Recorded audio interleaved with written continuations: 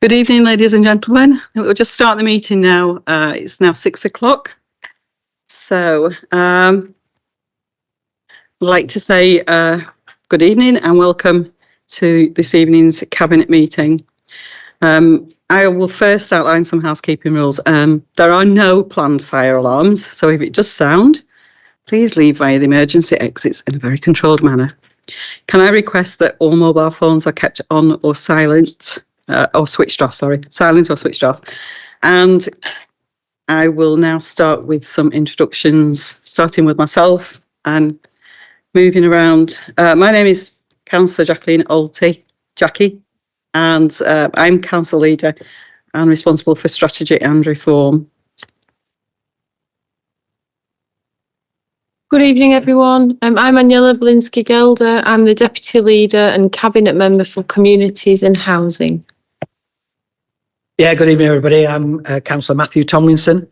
I'm the Council's Cabinet Member for Finance, Assets and Commercialisation. Good evening, Councillor Kath Unsworth, Cabinet Member for Environment and Street Scene. Good evening, Councillor Colin Sharples, Cabinet Member for Customer and Digital. Councillor Claire Hunter for Cabinet Member for Leisure and Wellbeing. Good evening, Councillor Matthew Farnworth, Cabinet Member for Culture, Community Wealth Building and Licensing. Yeah, and good evening, Councillor Ian Watkinson. I'm the Cabinet Member for Economic Growth, Planning and Investment. I'm Chris Sinnott, I'm the Chief Executive of the Council. And my name is Tasneem Safdar, Head of Legal and Procurement and Deputy Monitoring Officer. Good evening, my name is Louise Mattinson. I'm the Director of Finance and Section 151 Officer. Good evening, I'm Asim Khan and I'm the Director for Customer and Digital Services. Hello, I'm Jennifer Mullin. I'm the Director of Communities and Leisure. Hello, I'm Caroline Wolfenden, Director of Change and Delivery. Hello, Carol Asprey, Democratic Member Services Officer. Thank you. Members of the Cabinet are attending in person here at the Civic Centre with officers. Other members of the Council may also dial into the meeting via Teams to observe and or participate in the meeting. Please note that this meeting is recorded and live streamed on YouTube. The web link for this can be found on the Council's website. Members on Teams are asked to keep their microphone on mute and only on mute when they wish to speak and are indicated to do so. I'll now move to the first item on the agenda. Do we have any apologies? No. Okay. Next, we'll move to declarations of interest. If a member has a pecuniary interest, they are requested to leave the meeting completely. The member can rejoin the meeting following the completion of the item in question. Does anyone have any declarations of interest for tonight's meeting? Okay, right, we now have the minutes of the last meeting for approval. Are there any points of accuracy on the minutes? No? Okay, well, I'll propose them. Do we have a seconder? Seconded. Thank you. We will now vote to approve. Approved. Thank you.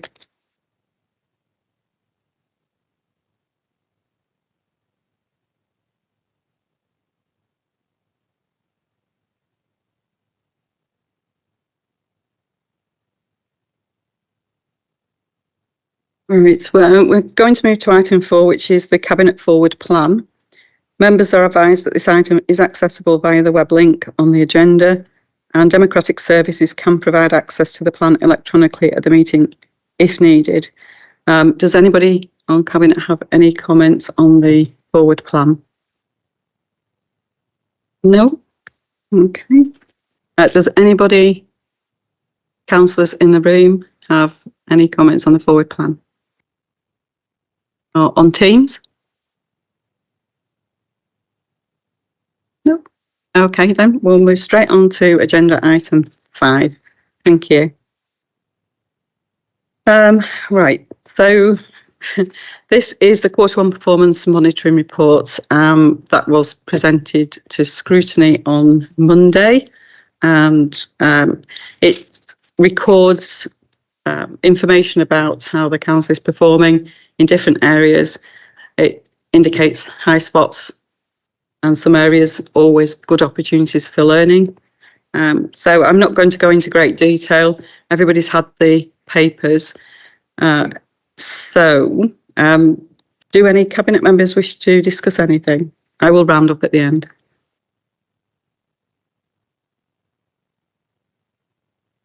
No? Oh, Councillor Tomlinson. Thanks, Leader. I just wanted to comment on the cost of living action plan. What really good work has been done there through the Household Support Fund.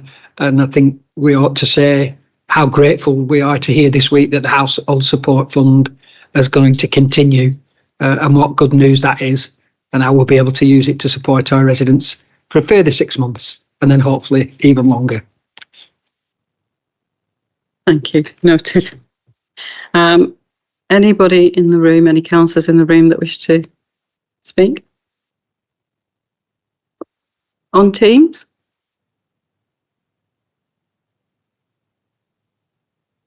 No? Okay. So it was presented to scrutiny on Monday. I have the recommendations in front of me. And it does include a statement that the scrutiny committee welcomed the commitment that Music in the Park will create profit by year 5.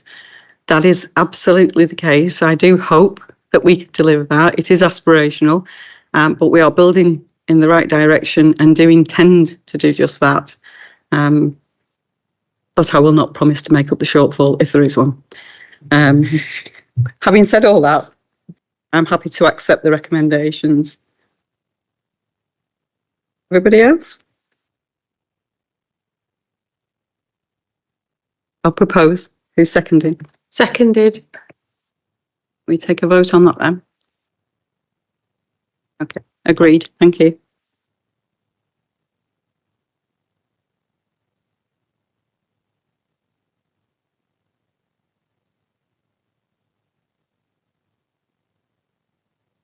Okay, agenda item 6.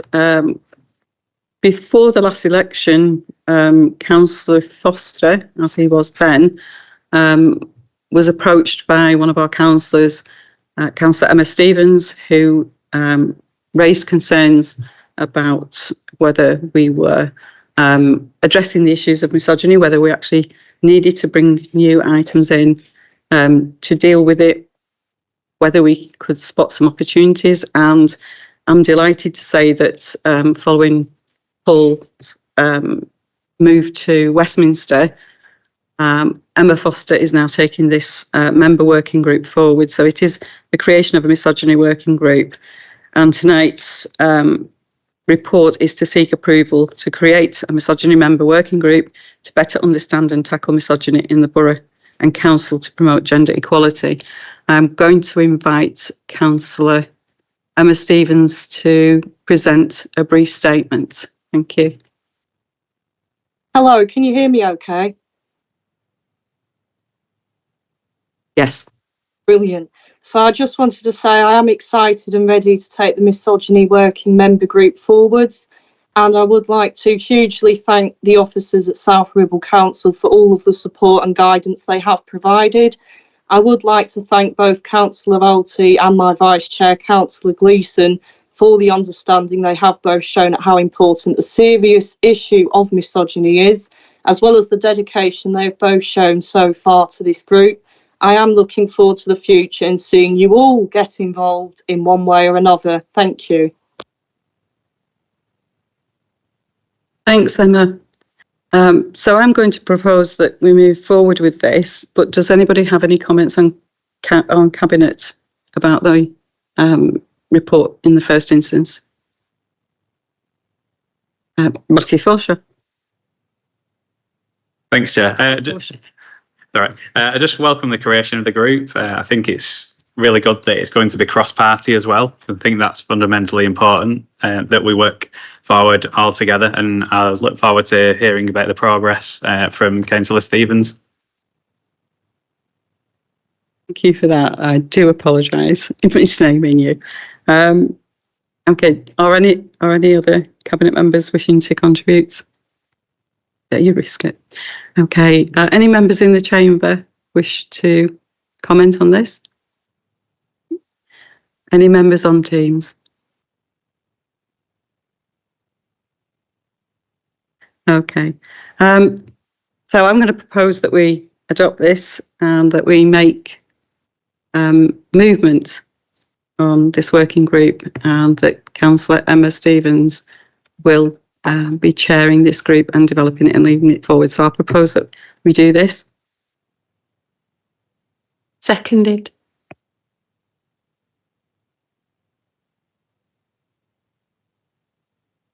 So can we take a vote, please? Okay. Look forward to hearing what you get up to, Emma, and your fellow councillors. Thank you.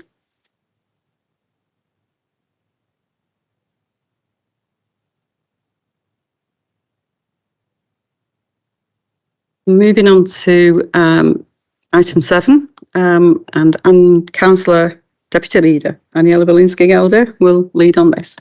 Thank you, Leader. The Cabinet is to note this report. It's the annual report for the social prescribing.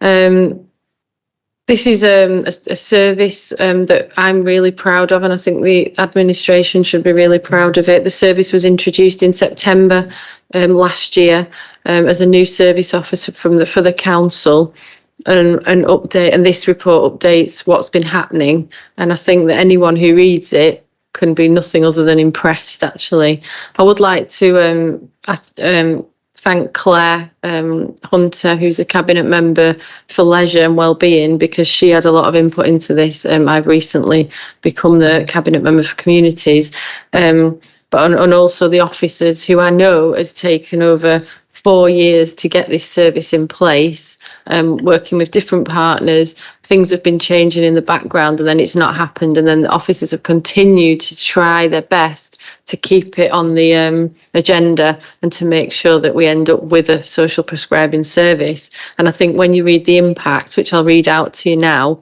you can understand, you'll hopefully understand why. With a total of 939 referrals to the service, and this is from residents who are often suffering because of the cost of living crisis, where their income has stayed the same, but the bills and everything else has increased. And further impacts are that we can estimate that the interventions and the change in service users increased wellbeing and reduced loneliness, and have actually saved the UK economy between 3.9 million and 5.5 million. There's 96% of the service users reported an increase in their well-being. 73% of service users reported a reduction in loneliness. 331 referrals were made to the service as part of the Household Support Fund. The service was able to administer over 83,000 in step-up grants to 86 households, providing much needed support in the form of household basics such as carpets, cookers, and reduction in rent arrears to prevent homelessness. So by the definition, I would say that these people who are receiving the support are in relative or absolute poverty, where they need a cooker, for example, and they can't just haven't just got enough money in the bank to be able to go and buy a cooker, so they need that extra support. And because of the social prescribing, 993 referrals that we've had, hundreds of people have been able to be helped that hadn't previously. The residents have altogether, with the support of the social prescribing team, have received over 5,995 hours of support, which is really impressive. I think that if you look at the report, it's really easy. It's got a picture of the team on, which is really good, because if residents come in, they know they've seen the faces of who they might be speaking to, or who might be signposting them to the right services. But the report itself is really easy to read, understand. It shows you the impacts, and I would suggest that anybody gets a chance to look at it. They do spend 5 or 10 minutes just looking at the report. Thank you, Leader. Thank you for that, and it is a brilliant report, and it's not just talking shop, it's not just a provider of links, it actually has meat on the bones, so it's engaged with individuals in community. Absolutely remarkable. Do any members on Cabinet? Councillor Farnworth.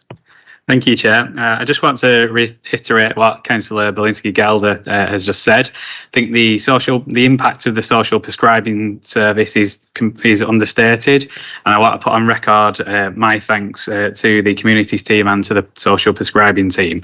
So, in my other role as the Council's Armed Forces champion, I've seen the really good work of our social prescribing team and what they've done firsthand. They've gone along to places like Leyland Veterans Cafe on a Saturday morning with a member of our community team to speak with veterans and members of the family. And there's quite a lot of people who are socially isolated there or struggling. And, we've been, as a council, we've been able to go in there, get their trust and see what issues they've got. And we've also tried to fix it. So, the social prescribing team has helped that, work with our community team and work with myself as the Armed Forces champion to then go into things like the Lancashire Armed Forces Covenant Forum and offer solutions and viable solutions. So I just want to place my thanks to the team and reiterate the importance that they do for the council. Thank you. Councillor Hunter? Yeah, just to say that this is an amazing team, but I've spoke personally to people who have used the social prescribing service, and they say it's been an absolute godsend, too, especially with isolation until with few bills. But it's an amazing service. The officer, the director, did an amazing job setting this up, and the officers work so hard. It's amazing. So thank you. Any other Cabinet members? Any comments from members in the room? Councillor Martin. Thank you, Leader. I think, as Councillor Farmer said, it's understated. I mean, I've done training in recent past where the effects on one person can affect the whole family.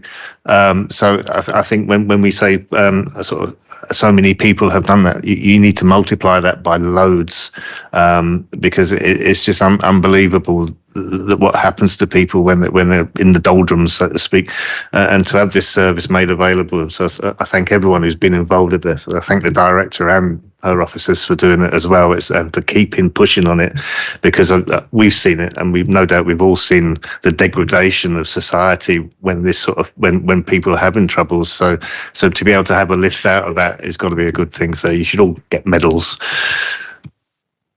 Thank you. Do any other members wish to comment? Councillor Williams. I don't want to repeat most of what people have said, but obviously with reference to homelessness, I think the work that the social prescribers do has been absolutely vital in preventing some of that. And I'm delighted to see that the UK SPF and the Household Support Fund are funding an additional social prescriber, because it's clearly evident from not even a full year of this happening how much difference this is making to residents in South Ribble. And yes, there's a bit of a wait now because of the demand of the service, but if we can expand it further, because it's quite clear what difference this is making across the whole borough, and long may it continue. Thank you for those comments. Councillor Wharton-Hardman. Good evening. I just wanted to say, obviously, I've used social prescribing in my professional role as a nurse, and one of the things I think it really exemplifies in this report is that the service goes much more beyond traditional healthcare and connects people with local resources, which is really improving mental health, reducing loneliness and encouraging healthy lifestyles. I think what we've done as a council is taken a service which isn't essential, so to speak, in the terms of what we provide, but it is essential. It's especially with NHS budgets stretched to the limit, services like this are absolutely crucial. I think as a council, having read that report and looked at the impact on our communities, I think we should be really proud of what we've done. I agree. Thank you. I can only echo really what everybody said tonight. You're right. The officers have made an amazing piece of work actually happen, and great initiatives, but actually producing meat on the bones and actually putting something out that is not just a tick box exercise. It makes a huge difference. So we're now at the end of the debate on that item, and this item is to note. Do you want to? Okay, this is just for noting, so we'll crack on to the next item. Thank you.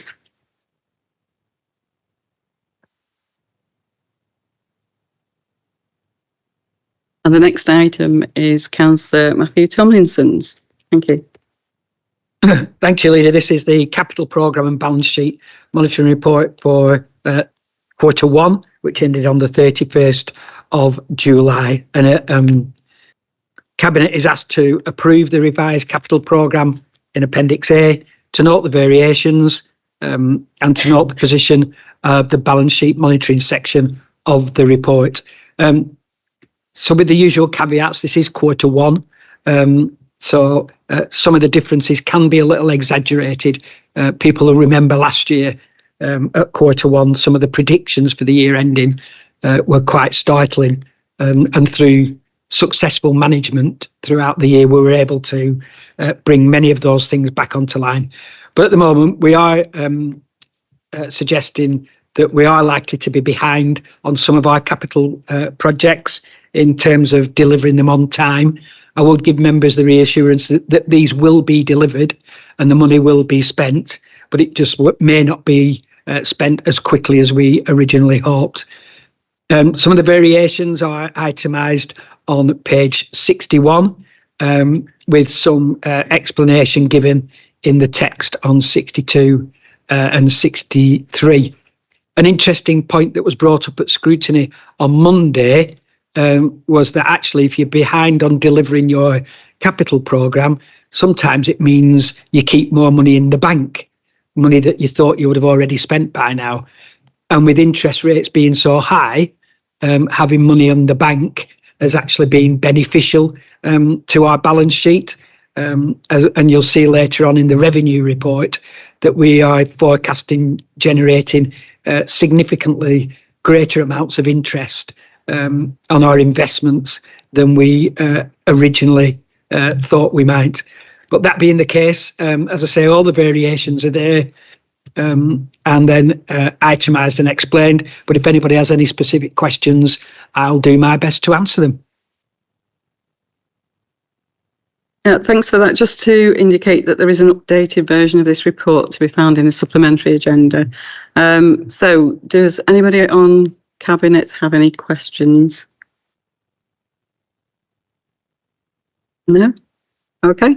Any members in the room have any questions? Okay.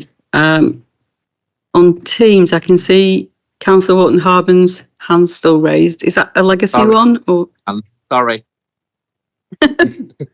Not a problem.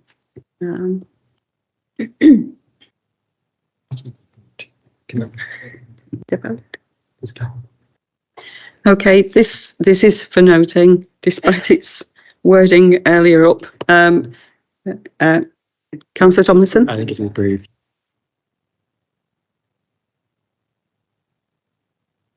We do need a vote. Sorry. The wording is appropriate. Thank you to the officers. So we need to vote. Councillor. I'm happy to propose the recommendations as outlined in the report. Thank you. I'll second that. Can we vote? Thank you. Lovely. Thank you very much.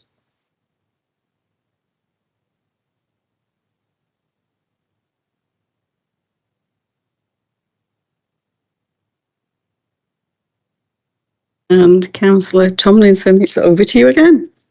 Thank you. And this is the revenue budget monitoring report for the same period, Q1, up to the 31st of July. And the recommendations to Cabinet are to note the forecast outturn and the variance that have been made during this period. Again, the figures that you see in here are a prediction of where we think we will be at the end of the year if things just continue as they are. And there are, as usual, a range of underspends and overspends, which in the main tend to balance themselves out here.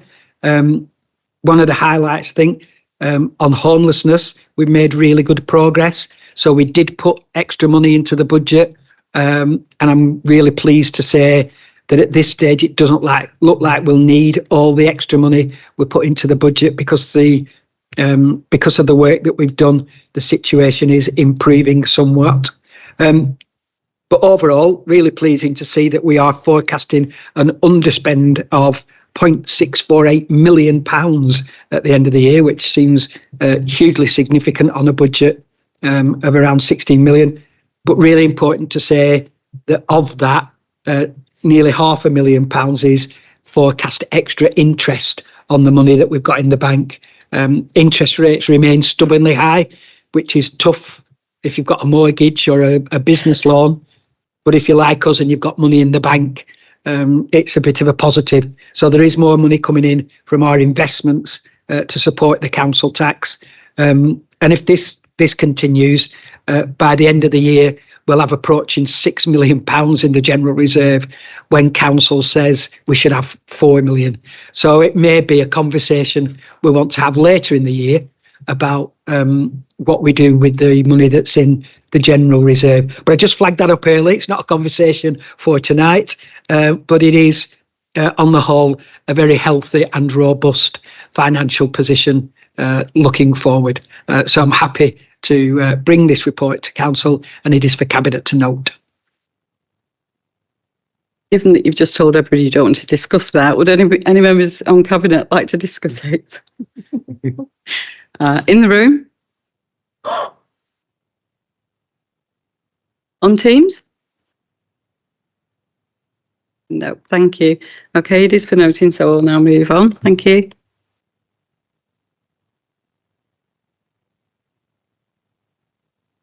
The next item is for Councillor Colin Sharples. Thank you. Thank you, Leader. This is agenda item 10 on page 93 of the agenda pack. Members are asked to recommended to approve the adoption of a formal policy for managing unreasonable customer behaviour. I'd like to thank Alison Welding for an excellent and detailed report. The recommendation sets out for approval the adoption of a formal policy. These proposals will set out a clear process on how unreasonable customer behaviour will be managed. And of course, we do know that most of our customers do behave acceptably and treat our employees fairly and with honesty and respect. But there are minority of cases where people don't. For example, frustrated and angry about their housing situation, a customer barricaded themselves in an interview room, and when asked to leave, they used offensive language and became aggressive, using the door to physically move our member of staff out of the interview room. This behaviour left the member of staff feeling unsafe and shaken up by the incident. On another occasion, on multiple occasions, in fact, a customer phoned up to 7 times in one day in a verbally aggressive or abusive manner with no value or purpose.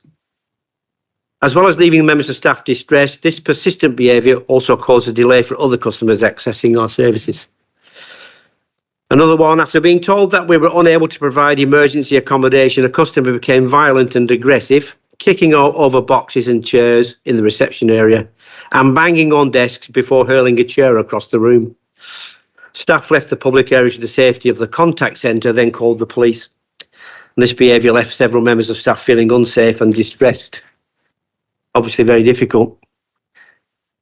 What I like about this is the fact that there's no one size fits all. There are two stages. There's a stage 1, which is a warning and monitoring period, where the customer is informed in writing with an explanation of why the behaviour is unreasonable, and then contact restrictions put in place. Or you get the more serious ones where, for more persistent and abusive behaviour, this invokes a single point of contact to which emails are directed, so that if that customer tries ringing up, that call will be terminated and that customer will be asked to contact the SPOC, as I've written here, which is the single point of contact. Another thing I like about it, there's a list of options in the report, so it's not exhaustive, so we can use different options for different situations, which I think is really good. And I'd just like to say that you can see that I've done that bit. The new policy, I've done that bit.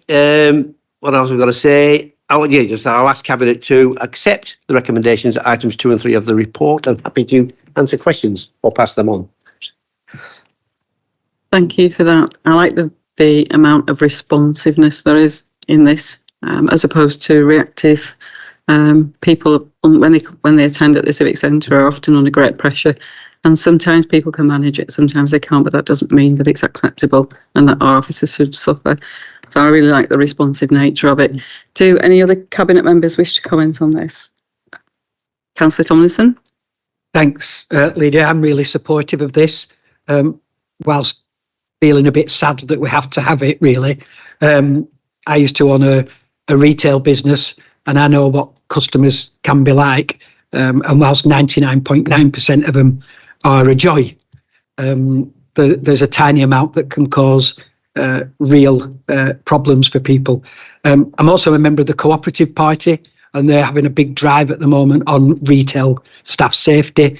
And only today I watched a news item about threats to people who were working on repairing our roads by angry motorists. And, so we're very quick to complain about, for instance, the roads not being as good and as well maintained as we like, but then we abuse and criticise the people who are out there maintaining and repairing the roads. So I think it's right that we protect our staff. We have a duty of care to do so. Sad that we have to do it, but fully supportive of the move to adopt this policy. Any other Cabinet members? Councillor Farnworth. Just want to echo what my fellow Cabinet colleagues have said. I think as a local authority and as an employer, we need to look after our staff in terms of their physical and their mental well-being, particularly the frontline staff. So I think it's really important, and I'd be more than happy to support this.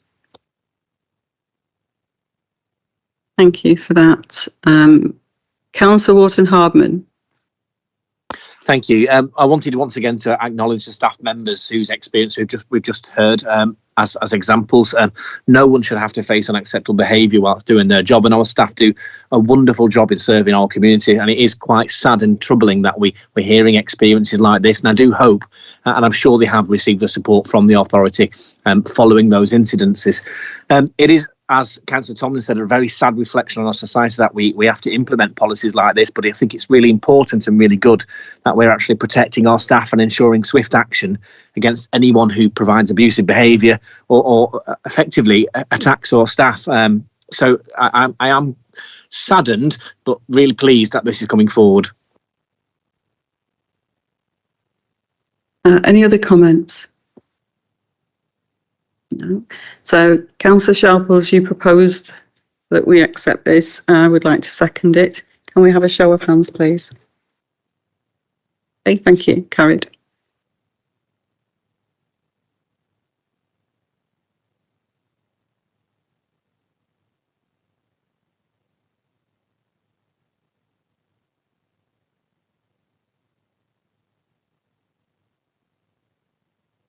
Our next piece, Agenda 11, is Councillor Hunter. No, is it not? It is not. Okay. It's Councillor Aniela Bilinski-Gelder. No. Right. I apologise for the mix-up. Councillor Unsworth. Thank you, Leader. Right, the air quality in South Ribble, a strategy and action plan, and we're presenting the report to be noted and then sent on to council for adoption. The air quality in the borough is generally good, but it could be better. We've got a number of areas identified of areas of poor air quality, and they're declared as air quality management areas. Those are identified alongside the trend of the data results in Appendix D. The four of them, all the areas were declared that due to they were exceeding the annual levels of nitrogen dioxide. That was why they were identified. However, one of those areas, which was going the Priory Road, Cop Lane, Liverpool Road area, has been significantly dropped since the building of the bypass. So we are looking to get that one revoked and taken away, not being identified as an area of quality management anymore. All of them coincide with areas of high traffic flow and traffic lights and roundabouts, and I'm sure that they're no surprise to anybody to see which areas they are. We measure them using nitrogen dioxide diffusion tubes. We've got about 30 locations throughout the borough, mainly focusing at Leyland, Lostock Hall, Penwitham, Bamber Bridge and Wantler-Dale. They all show that those levels of nitrogen dioxide are going down, and they are well below, significantly below national targets. There's also some real-time air quality monitoring stations, which are at Turpin Green, Golden Hill, Watkin Lane at Lostock Hall. And you can actually go on the website and click onto the map, and you can get a live reading of the levels of nitrogen oxides and other matters from there. Directly on the South Ribble Public Air Quality Portal.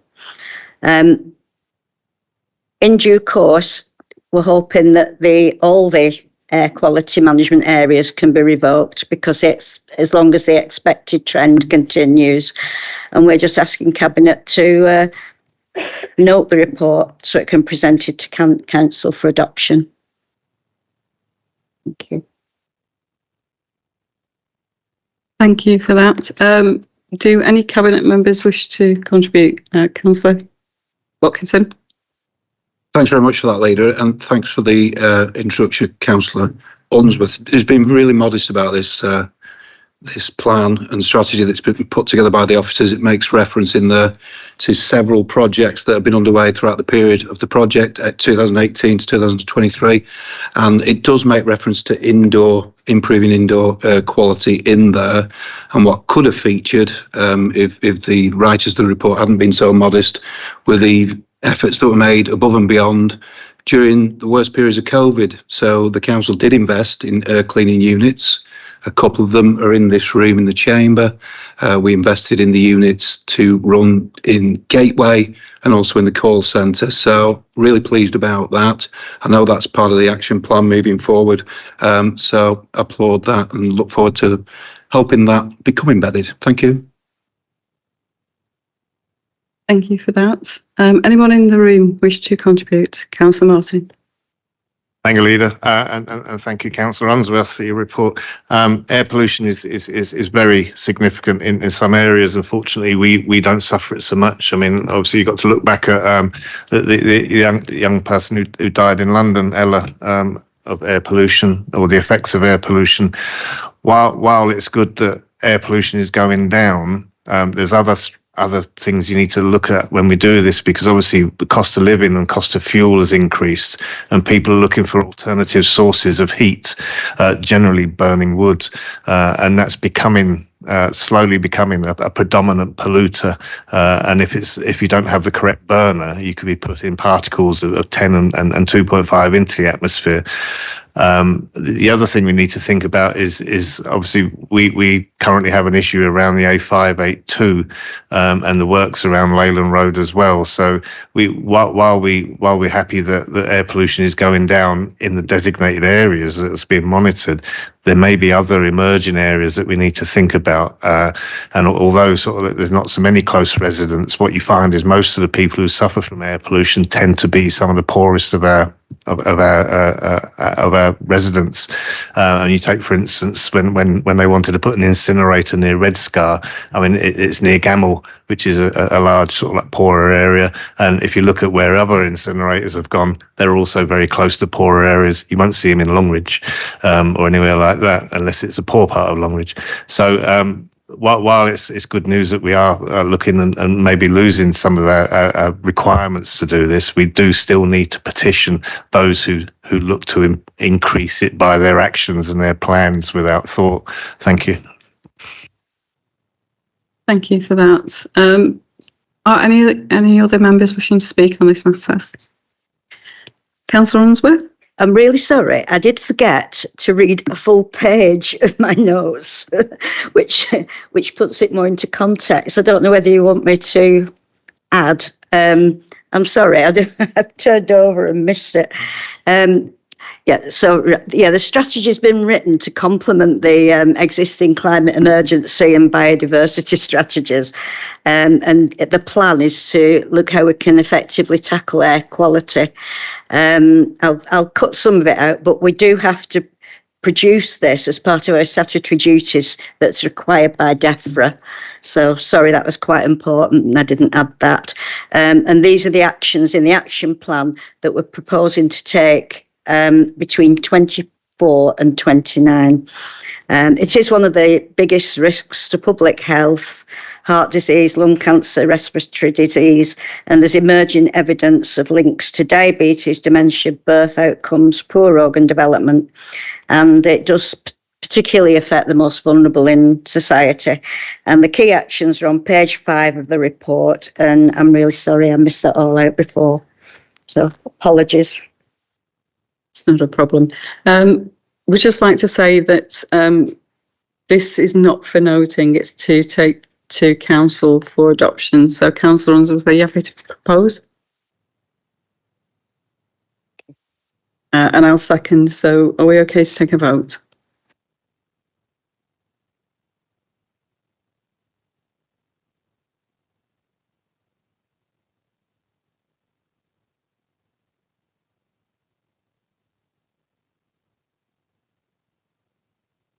Moving swiftly on. So the next agenda item is 12, and that also falls to Councillor Unsworth. Thank you.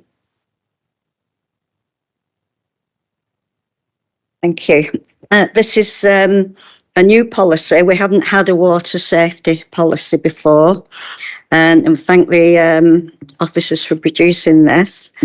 There's about 400 deaths a year from drownings in water, so it's necessary for the safety of residents, visitors, council employees and volunteers.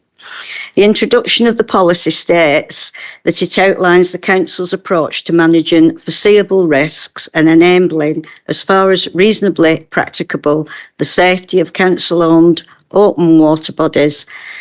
The policy covers the inspection and maintenance of water bodies on council-owned land, and these are mapped across the borough and are now on the Alloy asset management system. So that's just to clarify, it's contained water that's permanent. So say water that appears after flooding wouldn't be classed as, wouldn't be covered by this. And any leaseholders are responsible, as outlined in their lease, for the water on their land.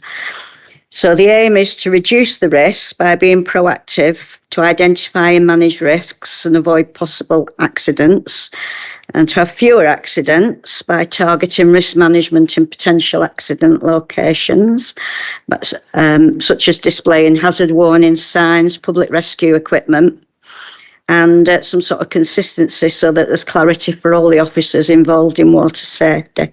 We've used the HSE risk assessment process to identify potential hazards and produce schedules for inspection and maintenance. All information's recorded on the council's risk assessment software, Harriet, and the schedules and maintenance identify those that needs inspecting regularly, perhaps once a week. Those that are maybe once a month are the low risk, only 2 to 4 times a year. All the inspections are scheduled on the council's management software, Alloy, which captures the findings of the inspection as well as any remedial work identified through the process. And so we're asking Cabinet to approve it to go to council. Thank you for that. I'll second that. Can we ask Cabinet members any comments on that report? Councillor Tomlinson. Thanks. I actually think this is a really important piece of work from a health and safety point of view. I was shocked actually at just how much water we are responsible for. 62 places where there's open water that we are responsible for maintaining and indeed for the health and safety of it. I don't know, like many members here probably, I've seen presentations from people such as the Doing It for Dylan campaign about how tragedies can happen on open water. And I think the more that we can do to do our bit to prevent that, then the better. And so I think it's a really important piece of work. Thank you. Any other comments? Any members in the room? Councillor Martin. Thank you, Chair. Me again. Although we mentioned sort of drownings and things like that, some water bodies do hold some sort of like noxious sort of like bugs and things like that. So I think that needs to be remembered as well. And I'm going to plug the scrutiny committee that's going to happen on the 16th, where we have United Utilities, the Rivers Trust, and the EA appearing in front of us. And I welcome all councillors to come to take part in that and raise their concerns and raise their questions. Thank you for the plug. Thank you. Anybody else? Oh, Councillor Smith.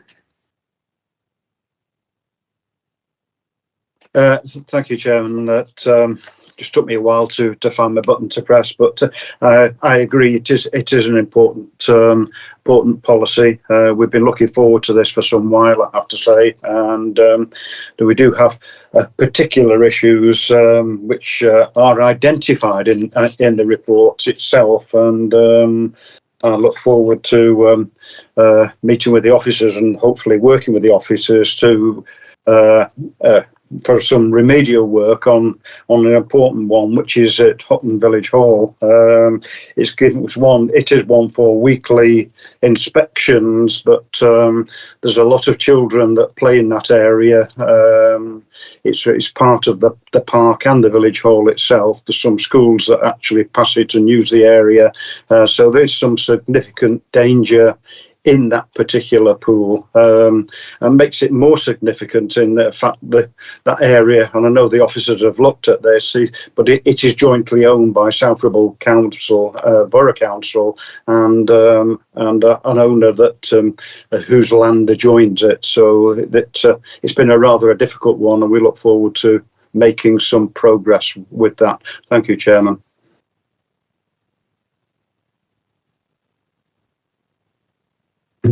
Thank you. I'm sure that will be followed up as a result of your comments. Anybody else? No. Okay. So we've proposed, seconded, and now we'll take a vote. So this enables this water policy to be progressed to council. Thank you. Carried.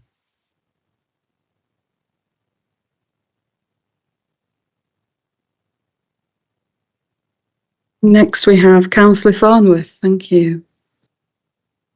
Thanks, Chair. So this is agenda item 13, the award for the contract for Music in the Park 2025. So this paper is to recommend that Cabinet approves the proposal to award the contract to UK Media and Events to obtain and secure acts, infrastructure and services such as bars. This would be a waiver of contract procedure rules. I just want to thank the officers for providing this report. We've worked with UK Media and Events on the event for a number of years now, since Music in the Park's first inception in May 2022.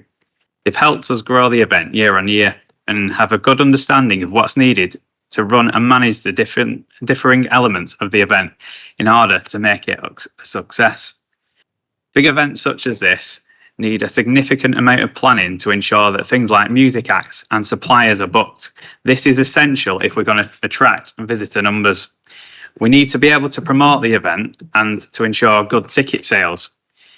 If we were to go to a procurement process at this time and seek an alternative supplier, then it would leave insufficient time for planning and delivery of next year's event. And I must state that as a Cabinet Member for Culture, which does include events, this decision is specifically for next year, 2025, and members will be assured that we will look to do a full procurement process for future events. We also need to take into account the external factors that have meant that making decisions such as this in terms of slight delays, such as the pre-election period before the general election in July, all of which we would have usually done the work after this year's event. I acknowledge that putting on an event like this is costly, but we've displayed it each year we've done it, that the cost has reduced, but each year ticket sales have increased. I think we can all agree that continuing Music in the Park will be a success for this borough. It provides a feel-good factor and an opportunity to see some headline acts come to here into Leyland and South Ribble. This next year, we're looking to change the format slightly, which will include the opportunity for festival goers to contribute to the local economy in Leyland before going on to Worden Park. And I think we can all agree that this is something that the council should actively look to encourage to help our small and local businesses. I'm also pleased that we'll be also looking to increase the scope of the festival to include acts for a wider audience, such as acts from the noughties alongside those from the 80s and 90s. And we will also look to deliver a more inclusive event, which will offer a variety of facilities, hopefully including the introduction of a British Sign Language interpreter for the very first time. So I'd just like to recommend approval and that Cabinet approves this. Thanks. Thank you. I'll second that. Can we, oh yeah, Councillor Belinsky-Gelder. Thanks, Leader. Thanks, Matthew, as well for your introduction. I support this. This report is actually just around the procurement exercise, isn't it? But I would like to speak about the UK media, which in the report it says they've got 30 years experience in managing events. I think that the first three that we've had have been really successful. They've felt safe and everyone's had a really good time, and I think that's the point of the event. When I'm out and about and I hear people talking about Music in the Park, I always ask them if they think that the prices are good and what's there, and everybody just speaks very highly of the event, the organisation and the acts as well. I'm happy. There are a few recommendations for changes. I think it keeps it within the same format enough that people are used to and that they enjoy. But I'm happy to accept the proposed changes that you've suggested. I'd like, I agree that people should maybe spend a bit of time in Leyland or the surrounding area and then come on to the park later. But the premise is that I think the event's successful. It is growing every year, and I will continue to support it. Thank you. Thank you. Councillor Tomlinson. Yeah, thanks, Leader. And again, when it comes to the procurement, I have to say, whatever you think of the acts that have been on, whatever you thought of the weather last year, and whether you think we should be charging more or less, what you can't argue with is that the events have been really well organised. It's felt professional. You've always felt safe and comfortable. You've been able to use the facilities, whether that's getting liquid in or liquid out, quickly and safely. So I think in terms of, the company's delivery on what we've asked, I think, we should be confident in using them again. I would reiterate, though, the leader's aspiration that this at least breaks even, which is what we said after 5 years. So, but we are getting there. Every year we sell more tickets, and it gets closer and closer to that magic break even figure. But in terms of the quality of the service that we've had from UK Media in the past, I don't think anybody can be critical at all. Thank you. Any other comments? Members? Councillor Martin. Thank you again, Leader. When this event comes really, really successful and we have really big headline acts there, please don't use Ticketmaster. Dynamic pricing is an insult to society, because I imagine waiting at £150 and then you've got the option of, after waiting 8 hours, that it's gone up to 300. It's abominable. But I do like to mention my support for the events. I'd try to compare it to, obviously, Penwortham Town Council's gala, which is probably the best in all of Lancashire. And I think if you follow that model, you can't go too far wrong.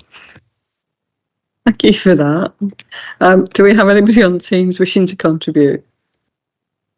No. Okay. I just want to make mention that Cabinet is awarding the contract to UK Media and Events But we are waiving the contract procedure rules simply because of time constraints. However, we're all committed to using the same service provider, and we're all committed to the event. So can I take a vote? Could members raise their hand if they're happy? Thank you.